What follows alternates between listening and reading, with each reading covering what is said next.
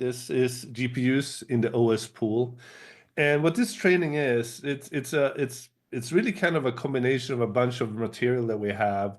And you'll see here at the bottom that people have contributed to this in different way, Ian Ross and Justin, and there's a bunch of links about the material as well.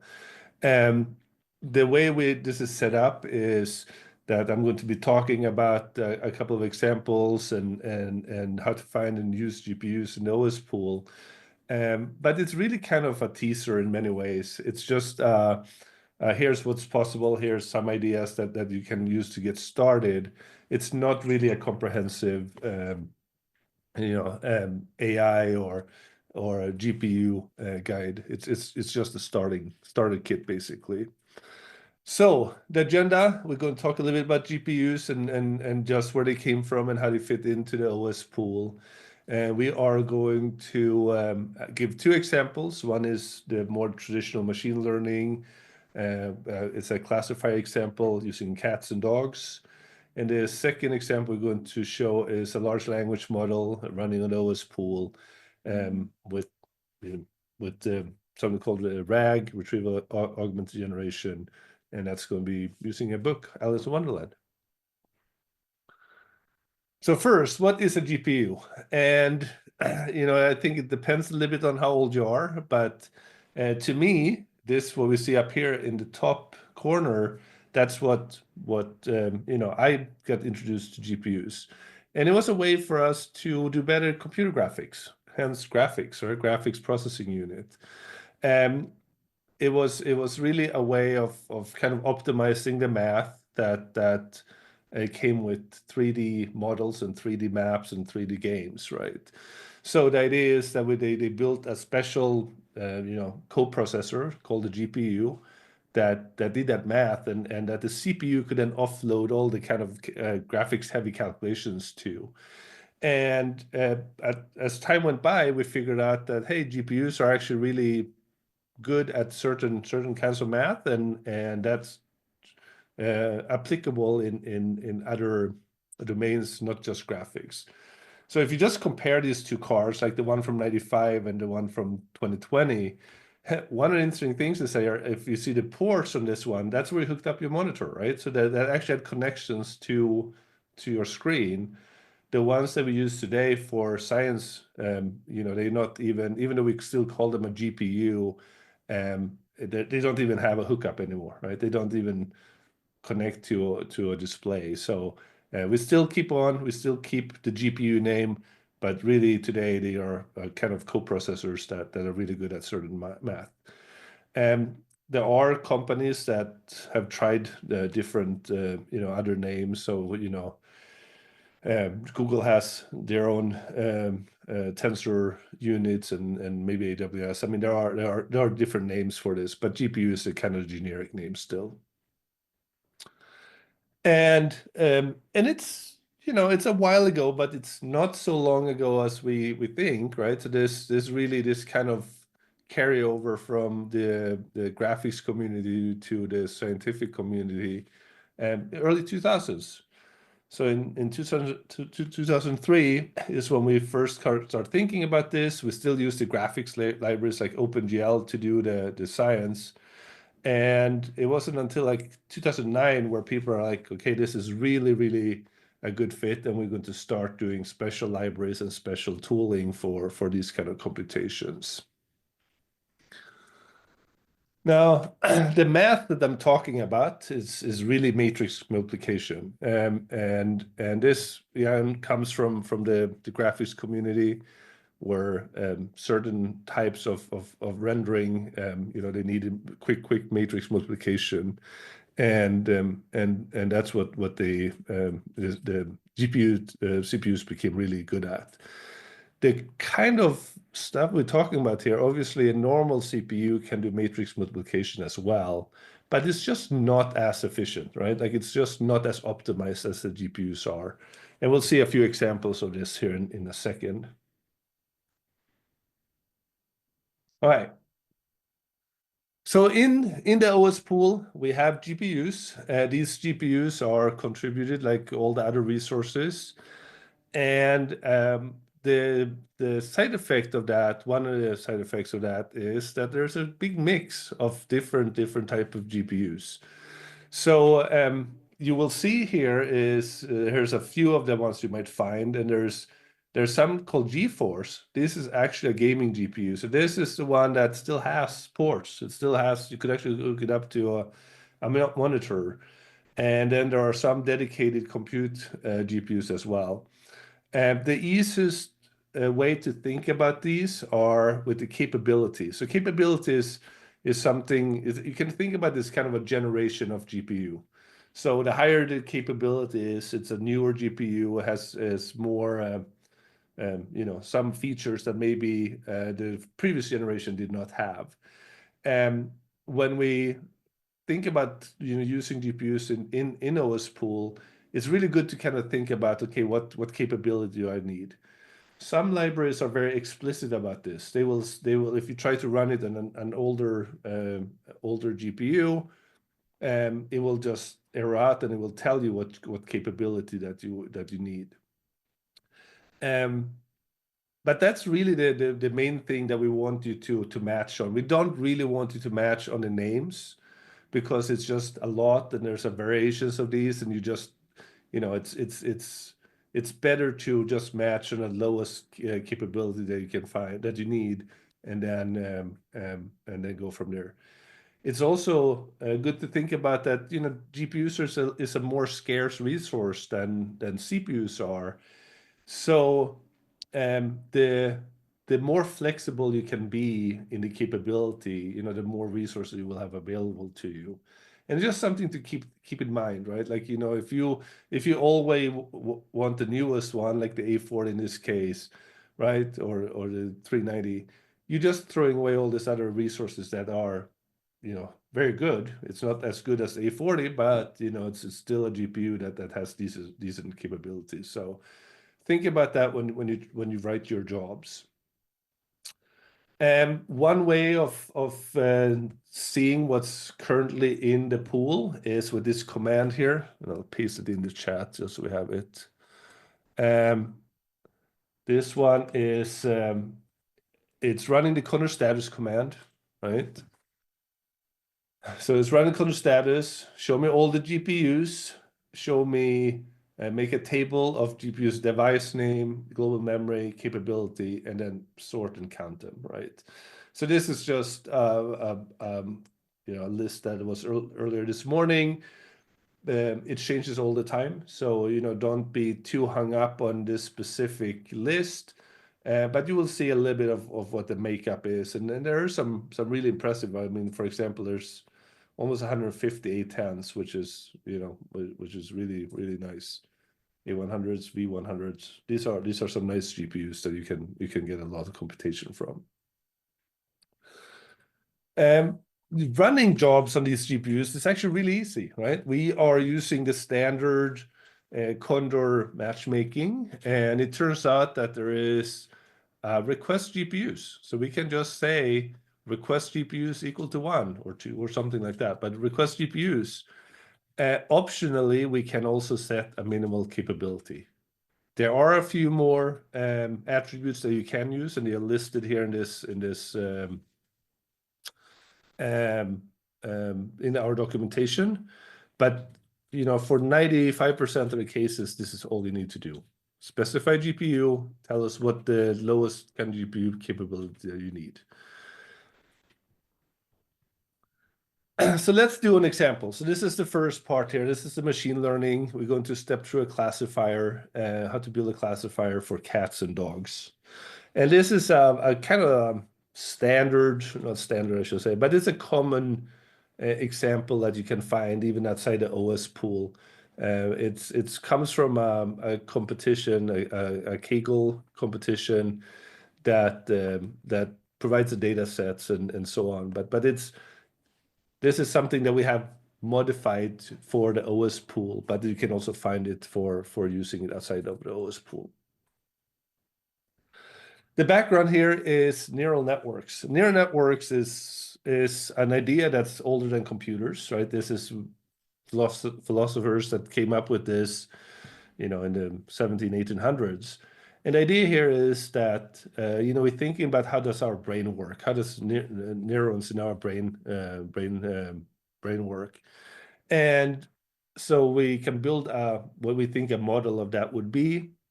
And the idea is really that on the left here, we have some input that triggers our brain, right? Like our neurons here in the middle. And on the right, we'll get some kind of output. Now, this picture here, and the picture we're using here is very simplistic from what we do with models today. Mostly, this is not a single layer. There's multiple layers. The size of this layer is humongous. But the point here is that we can think about this as a black box. We have something on the left, we have something on the right, and what's happening in the middle is something like this picture. And the idea here is that these edges that go in between have weights, and we can modify those weights until we get to a certain output that we want. And the way that we do this, so here's a better picture of the weights, right? The edges are the weights. And again, there are many different models here on how to do this. Most of that is coded up for you, so you don't really have to implement this yourself, but because there's so many libraries and stuff that does it for you. But think about this model, think about the weights here, and we'll kind of step through a simple example on how that works. So the idea with this dogs and cats example is that we have a large data set of cats and dogs, right? So we have pictures of cats and dogs, and we want to train our neural network to recognize cats and dogs, right? So, but what you need for this, you need to have a large data set. You need to have a large data set for doing this training. And so we will pass in a picture, right? A dog in this case, and the neural network will activate. It will give us values on the right here about, how much does this look like a cat? How much does this look like a dog?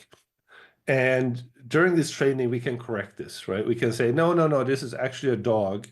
And the neural network will adjust the weights a little bit, and then it will do this with another image and another image and another image and so on. And the idea here is to get the weights here calculated in such a way that the classifier works most of the time. And so when you do this traditional machine learning, there's really the two steps, right? This is the training step. And then there's the inference test, which is now I want to use that model that I created, and by passing in any random picture, then we should then be able to get the how much of a dog and how much of a cat this neural network thinks that is. So in this case, dogginess looks great. We'll do cat, so the catness looks great. However, right, one of the things we did here is that we only trained this on cats and dogs. So if we pass in something like a human, what happens, right? We don't know, because this is the first time that this neural network seen this, and it doesn't know, right? So it doesn't automatically, can think about cats and dogs and just automatically know that that's a human. The reason why the cats and dogs example is interesting is that cats and dogs, it's really easy for humans to be able to tell that difference. Like, we know what a cat looks like, we know what the dog looks like, but it's not as easy to describe it to a computer and be able for the computer to apply rules to what does that cat and what does that dog look like. So this is a limit of our model, right? This is we have trained it to only do one thing, and in some cases this is perfect, right? Like if we want to do, let's say, detect craters on the moon or something like that, we can train it to just do that, and that's fine for our science example, right? but it's just not automatically know anything else than that. A good example of this, this week there was a YouTube video posted about if it's possible to fool a self-driving car, a Tesla in this case. And the reason why this is an interesting example, I'm just recommending that you watch this video afterwards. But the reason why this is an interesting example, right, is that Tesla is famous for only using image processing for these for self-driving. And so the idea with this video is if you put up a wall, right, and you painted it to look just like the road, just like Wile E. Coyote cartoons, can you trick the trained car to drive through it, right? And the reason this is extra interesting here is Tesla has trained these cars with millions and millions of miles of roads, right? They have so much data that they train these cars on. And then when you throw it a little bit of a difference, right? It looks like a road, but obviously for a human, this is pretty easy to see that this is maybe not a road. For the car, it's way more difficult. And this is an example of as much of training we do and as much as impressed we can be by the capabilities of these neural networks, it's not perfect, right? And we'll see an example of that when we train our cats and dogs data set as well. So I'm not going to step through the math for these neural networks. As I said, they're way more complicated in reality. But the idea here is, again, these weights, we want to calculate those. And the way we can do this, right, is by giving the input and the output, right? We can have a labeled data set where we're saying, hey, here's the input, here's the expected output, and then we can adjust these weights accordingly. And so for A1, there's two inputs. In this example, there's two edges that we need to calculate for. And then as you step through this, you go down all the way down, and you end up with 2 dimensions, something that looks like a matrix. And that's where really we're back to the GPUs. This is why the GPUs are really, really good at this kind of computations, right? So that being said, I think the other trick to getting this to work well on the OSPool is software containerization. These software stacks are, I wouldn't say complex, but they are, there's a lot of dependencies and there's a lot of kind of bits that you need to use to run this well. So this is the container we'll use for the first example, and this is also available to you in as a file, so later on. But we can just step through it, and we can say, okay, to start with this container, we're going to use one of the CUDA base containers. This is from NVIDIA, so this is that has all the GPU bits already. From there, we're going to just add a couple of repositories, system repositories, install Python 3.12, and then the last thing is we're going to install requirements, which is these libraries. So Pandas, TypeRTorch, Matplotlib, and Torch Vision. So these are, in this case, the GPU libraries or AI libraries that we need. The way that we're going to run this, we're going to need 2 jobs to step through this. The first one is the training job. So the inputted training job is 25,000 images. Sounds like a lot of cat and dog images. But these are split down the middle. So there's half of them are cats, half of them are dogs.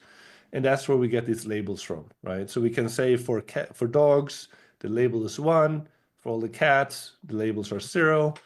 I'll show the code for this as well. And we're going to iterate over this like 10 times or so, iterate over the training process with all these images 10 times. And the output here will be the model. This is the weights, right? This is the calculated weights of that model. And once we have a trained model, we can pass it into an inference job. where we have a second data set, in this case, half the images, 12,500. It's a mixed with cats and dogs. And what we want to get is a table where we have, the image and then how much of a dog the neural network thinks that is.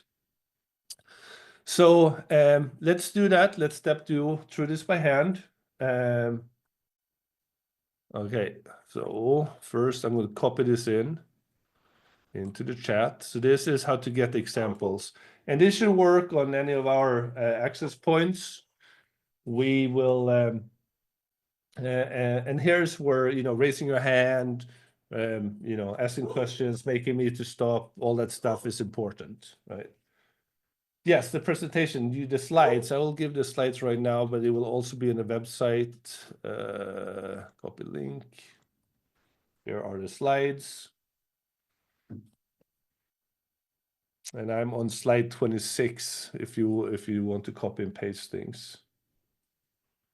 All right. So when we git clone this, it doesn't really matter where you do this. Is this big enough for people? I'll make it a little bit bigger. Okay. And we can see into those examples. OSPool GPU examples. There are two directories. There's the ML classifier and there's the LLM RAG. We'll do the ML classifier now, so cd into there.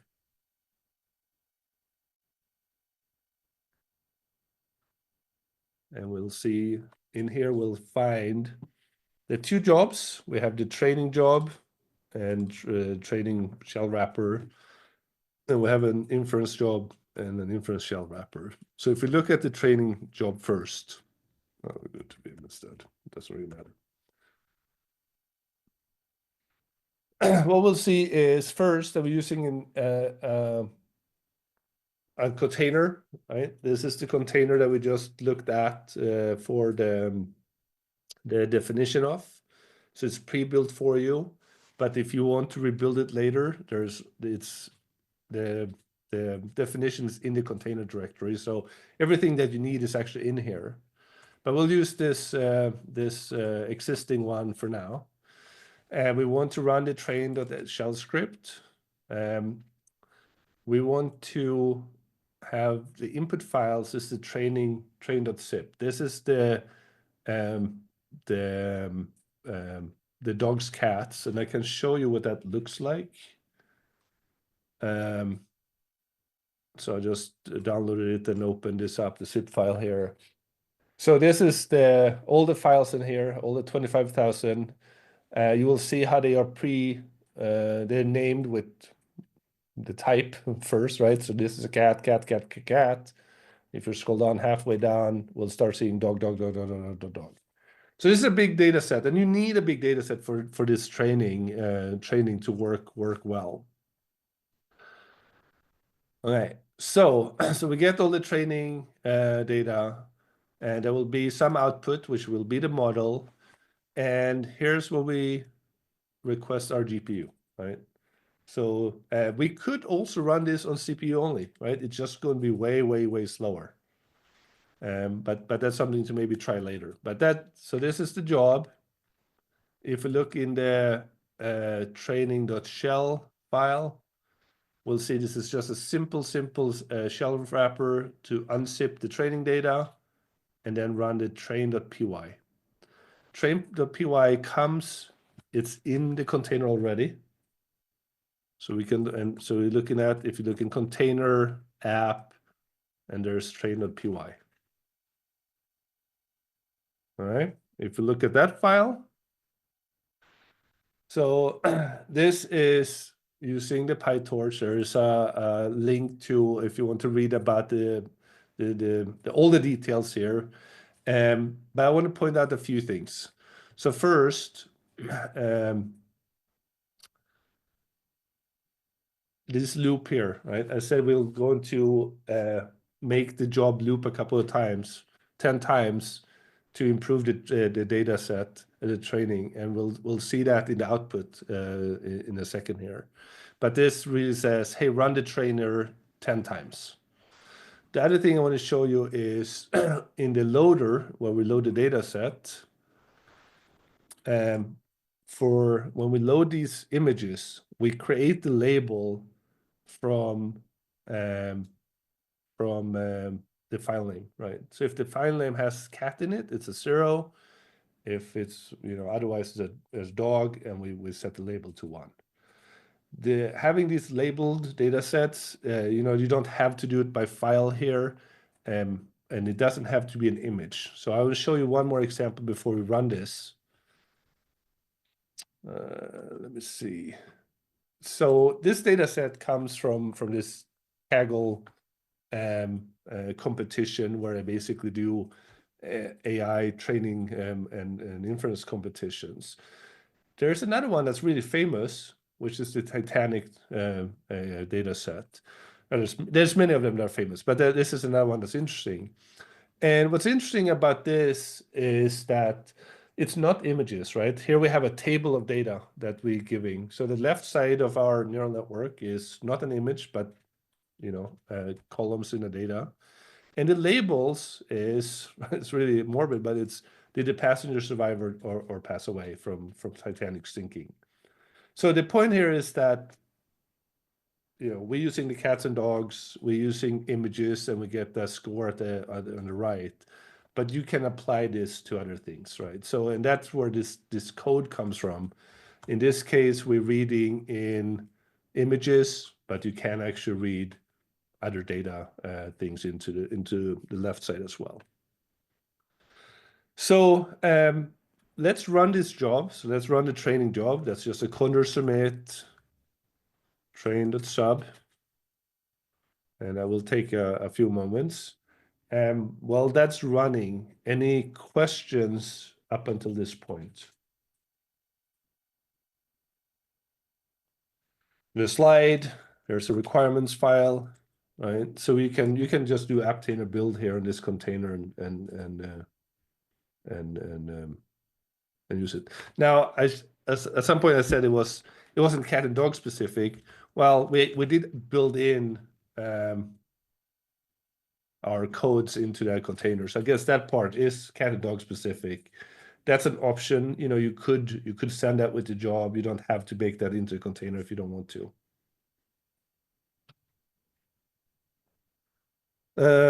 Let's see if my job has finished. Yeah, there was a question in the chat. Good. One was a question about, do we have to use a container, that someone answered. You don't have to, but right. Yeah, and I mean, it's a really good question. Technically, you don't have to, right? Like, let's say that you had a binary or something that was self-contained. However, a lot of this is Python. A lot of this is a Python dependency chain that's not trivial to just send with the job and hope that it's fully satisfied on the remote side. Again, I think you almost have to use containers for this to work well. That's just the life of it. there was another question. Do you know if we can use multiple GPUs on the OSPool? You can. There's not many of them configured. Like, so, I mean, but there are, but yes, there's nothing that stops you from grabbing more than one GPU.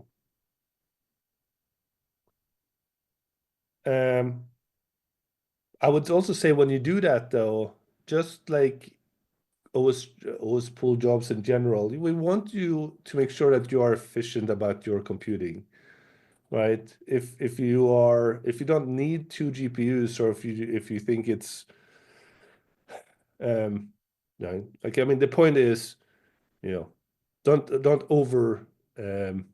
overestimate the amount of resources you need. At the end of the day, they will probably just hurt you because you will have a harder time to get those resources. Okay, my job is still running. I just want to show you this pre-baked version, what will happen. So in the outputs directory, we will have a model called the model PTH. This is a binary file. I mean, I don't really open it, but this is the model, all the weights that we have trained up so far. If you look at the output for this job, sorry, it's in logs, and I'm looking at a standard out file. We will see first, it will show you that it's unzipping all those files, the 25,000 files. So that's a large number of files. And then we will see the iterations or the training iterations. So what really happens is actually the 25,000 files that we have is split into two. There's 20,000 that we use for the training, and there's 5,000 that we use for testing it. And so here we see the training stats, and then we see there's some testing. And really the number to pay attention to here is what's the accuracy, right? So 63% accurate the first time. We run it again. Okay, now it's 69% accurate. 71, 76, 77. So the point is that every time we iterate over this data set, every time we adjust those weights, we gain a little bit accuracy in the data set. And so we did it 10 times. We ended up with a 79% accuracy.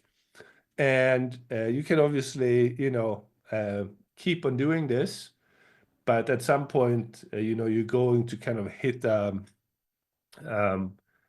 upper bound how good your input data set is, the training data set is.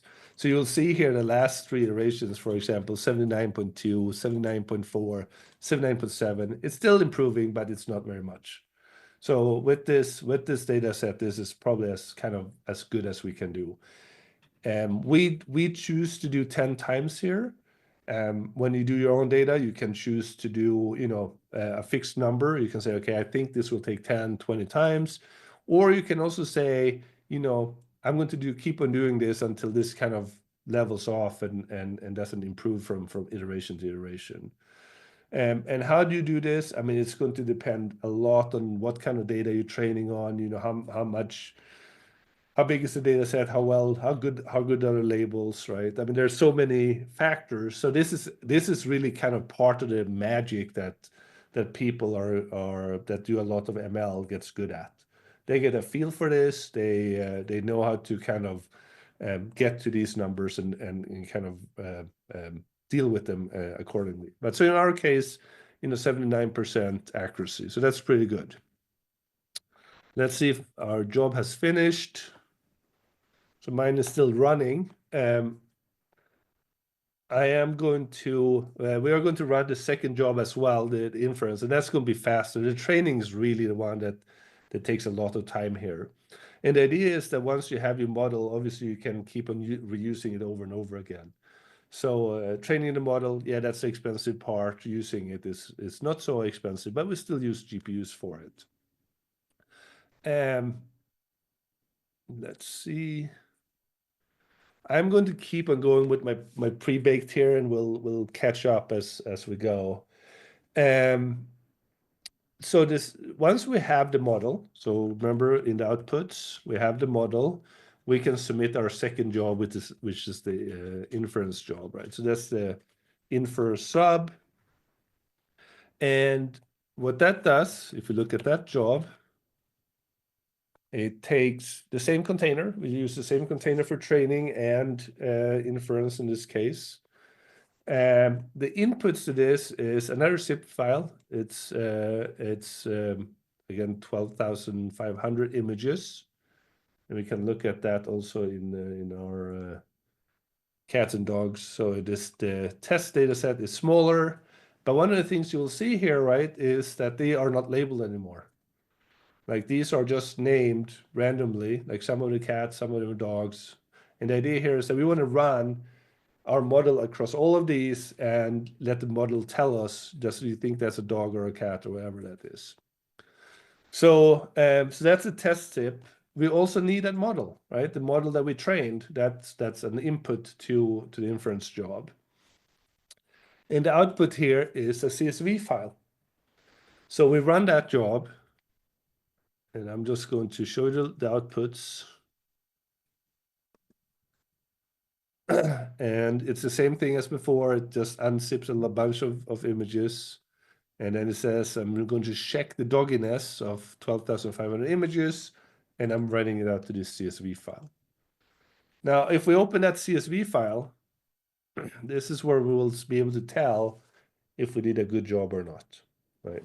So the CSV here is image ID, and then the probability of that being a dog.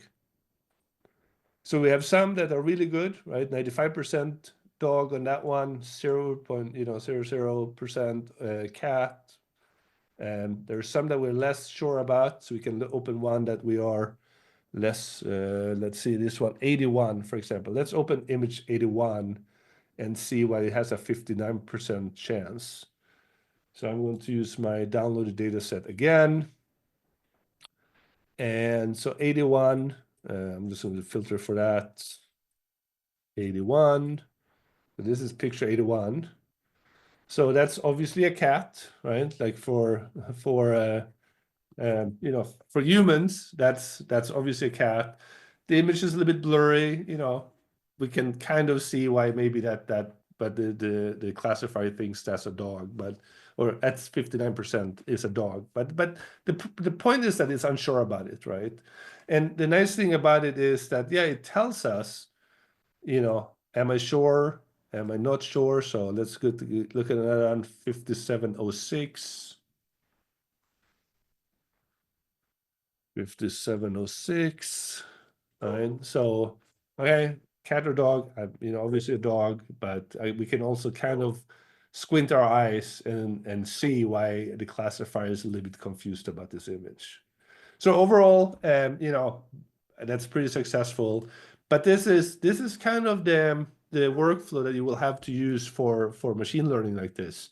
You use your labeled data set, you train it, you have a second data set, you try to do inference on, and then you kind of see how good it's doing. Okay. So is my job done yet? It's still running. All right. So we let that run, and we can come back if there's questions about this in a while. And what I want to do is to keep going. When you run this by yourself, you remember that you have to finish. I'm going to look at the slide again.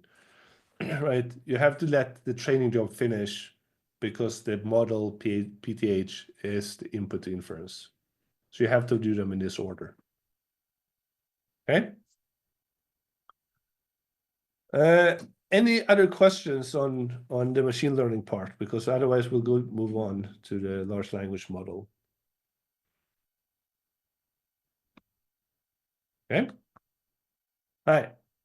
So large language models, this is obviously the hot topic on the internet these days. It still uses very similar math that's in neural networks. But we think about them and using them slightly different, right? So I'm going to do even less math in the LLM case. It's just not, helpful in this world. What we are going to show is how can we run an LLM on OSPool and interact with it, right?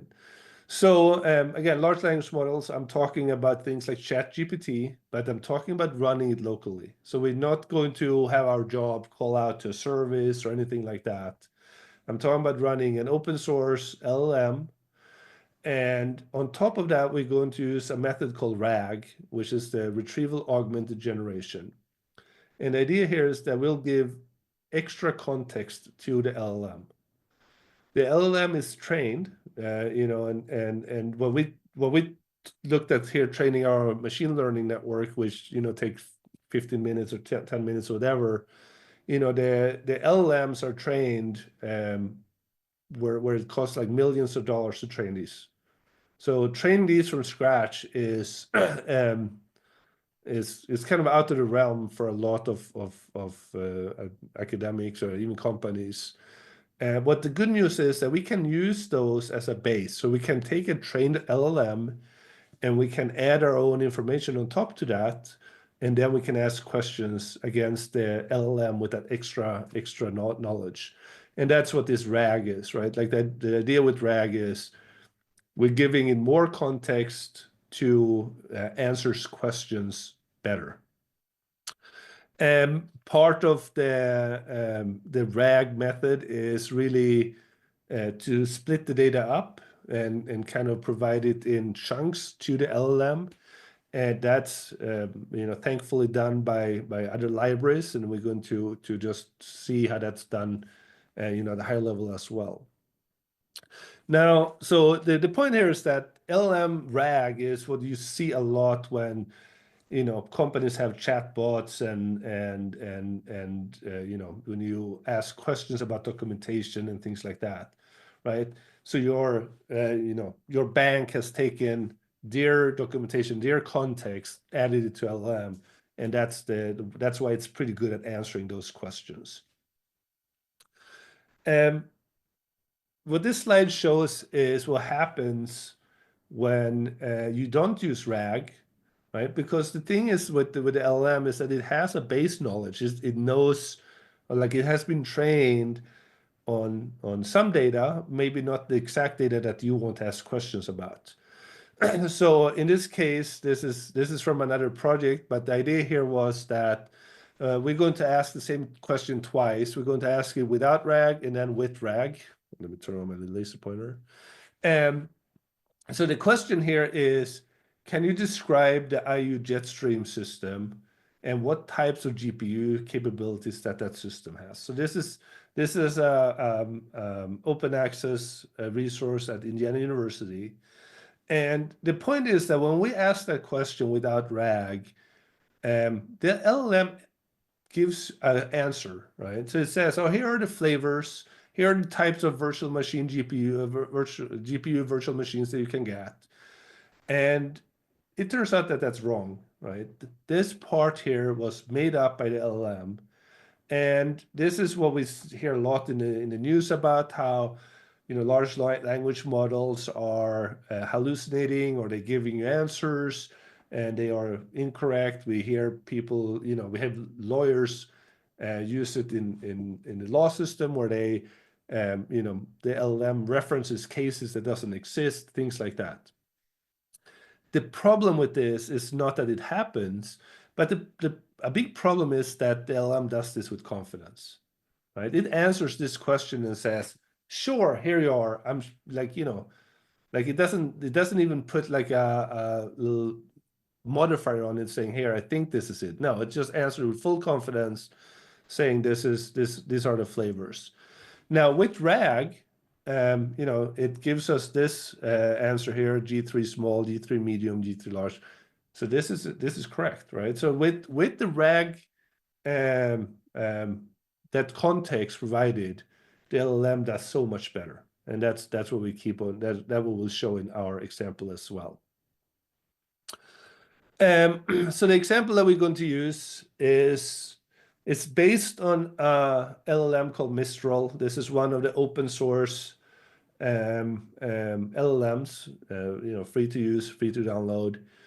And we are going to use LangChain and Chroma. These are libraries that will help with that kind of the RAG part, right? Loading the document and provided that document as chunked version into the LLM. The document we're going to load is a public domain book, Alice Adventures in Wonderland. And it's from Project Gutenberg, so it's a book that's converted to text, and it makes it really easy to load into the LLM. And we're going to ask it a set of prompts. We're going to ask it some of the specifics, one paragraph summary, who's the protagonist, who's the antagonist, what time period is the book set in.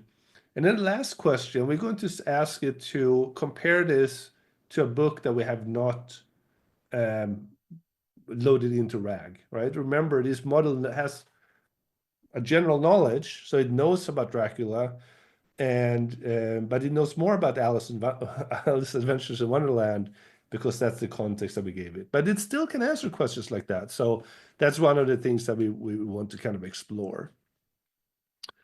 Again, we're using a container. This has a little bit of Python in it as well. In this case, we are basing it on an Ulama container. This is from the Facebook's Metas Llama library. It's kind of a wrapper around a bunch of different LLMs. So we'll take that llama, and if you look down here, we will tell it to pull Mistral. So like the step here is really the goal is to pre-download this LLM into the container. That makes the container a little bit bigger, but guess what? We can use this container over and over again, not trying to download the LLM, for every time. So if you do this, if you use Llama or Mistral and stuff like that on your own desktop, it's fine to download it. If you're going to run thousands and thousands of jobs with this container, you don't want it to download like the whole LLM every time. And that's why we're baking it into the container here. And you will see a little bit other stuff, right? Like, we're using Conda here. Some of it is pip, some of it Conda. It's all Python codes. So LangChain is the one I was mentioning in Chroma. These are for the RAG part. And the other thing to realize with LLMs is that they are very, very API centric.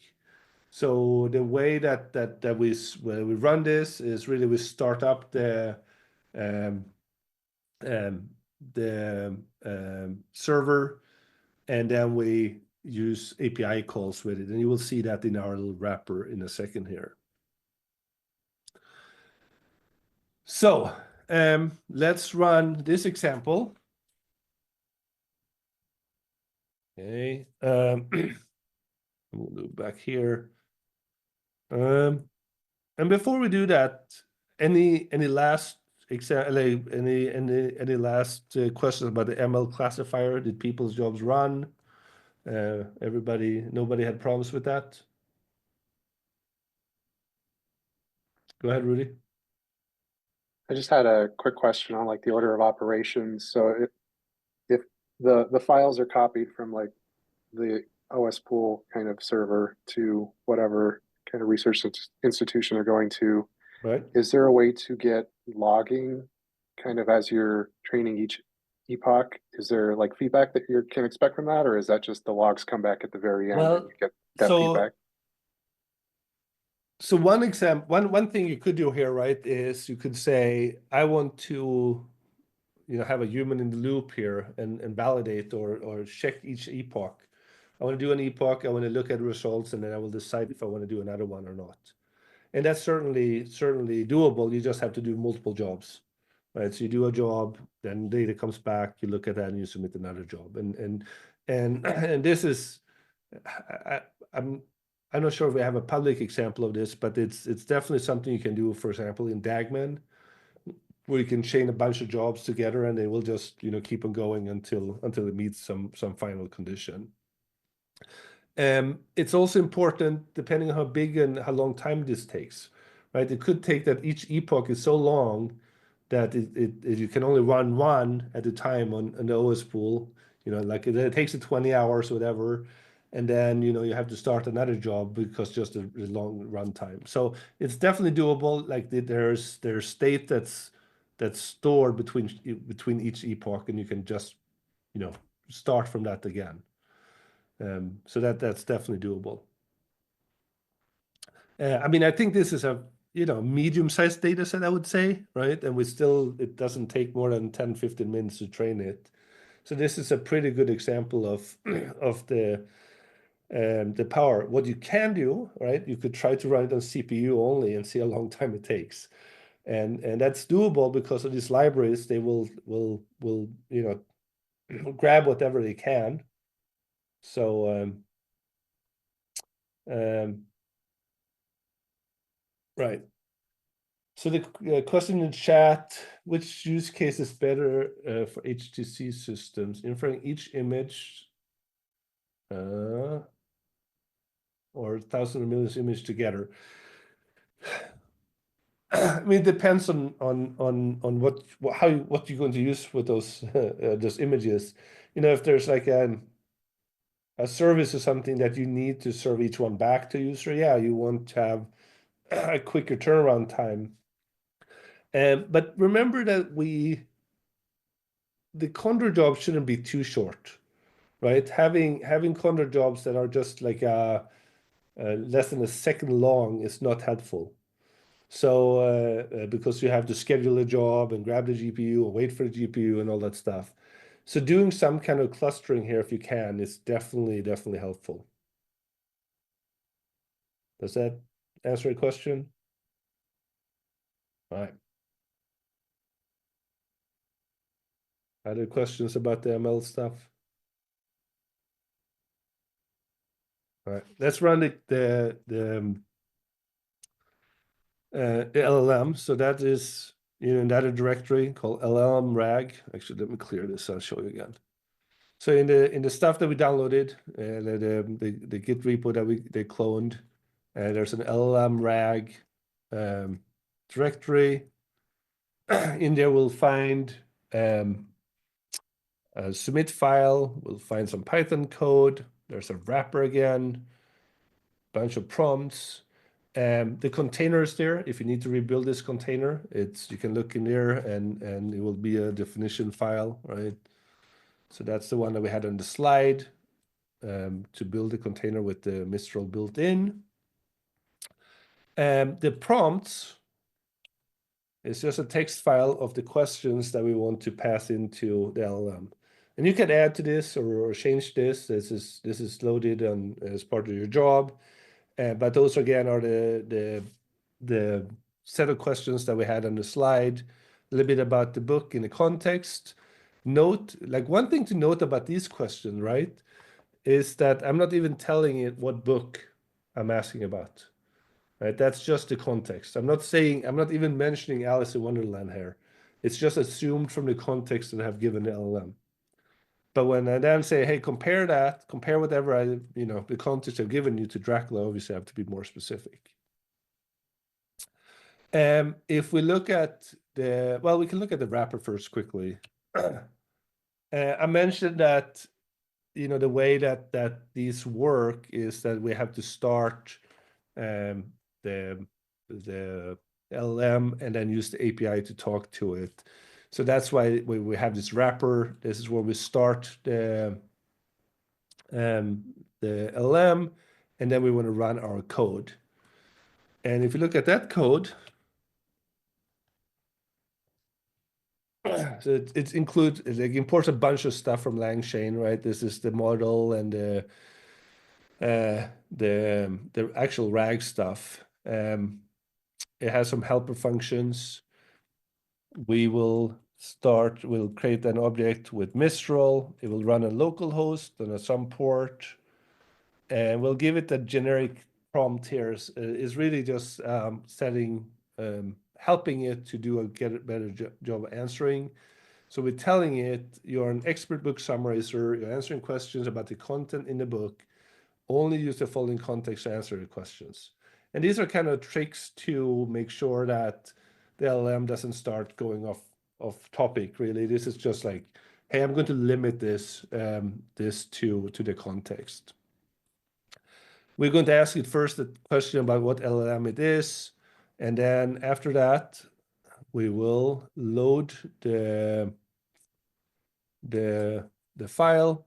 So this is the RAG part, right? Where we're creating, we're loading that, we're making chunks, it's called a vector database. This is really the way that we can walk over this data, or the LLM can walk over this data. And there are some ways of kind of controlling what type of answers you'll get. And then the end, all we're doing is we're saying for each line in that prompts file, ask that question against that RAG chain that we just created. This stuff is pretty standard. There are links, obviously, in the slides about where this came from and how this works. There's a bunch of different libraries doing it. One thing that's kind of exciting about how fast these LLMs are improving is that the context that it can handle, like the number of tokens that you can give it in one go, is increasing quickly. So where we had to really chunk stuff, just last year or a couple of years ago, now we can maybe pass in like a big chunk of our data and just, we don't even maybe have to use this kind of chunking as much as we used to, but that's as the LLMs are improving, so are the RAG libraries that we're using. So the job submit file, we can look at that one.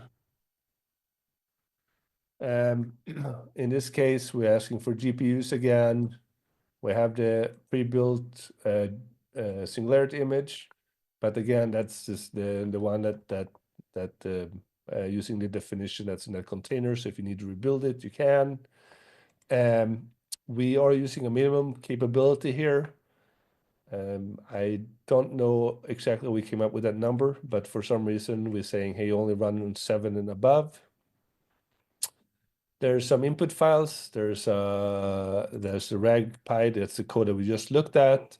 There's prompts, and there's a documents directory. We didn't look at that. Let's look at that quickly.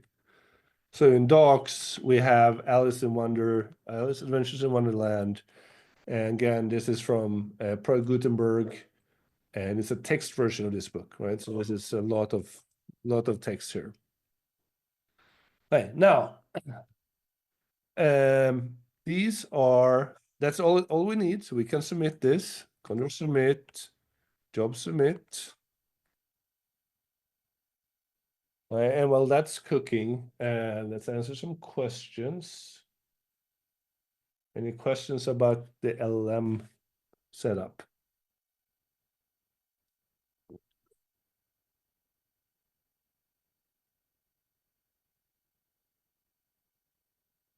Okay, here we go. For listing available GPUs. Yeah. Okay. Let's find that. That was in this one here. Oh, there you go. Thank you, Dan. Okay. All right, so let's see, is mine running? This is actually a pretty quick one. Mine is still idle, so I'm going to show the pre-cooked one. But with the LLMs, using GPUs versus CPU, it is a huge difference. Like if you ran this by hand on a CPU, it would be like, 1 character a second or something like that. It looks like somebody is typing with their fingers like this. It's really, really slow. And while you use the GPU, it just drops out the answers really, really quickly. So the GPUs are a huge help here, even when it comes to using the LLM. So let me go to my pre-cooked example. So I'm going to clear this. So what we get back from this job, there are 2 files coming back.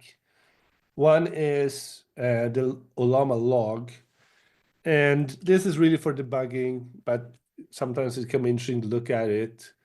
And so this is the model talking about what it's doing and the questions it's answering.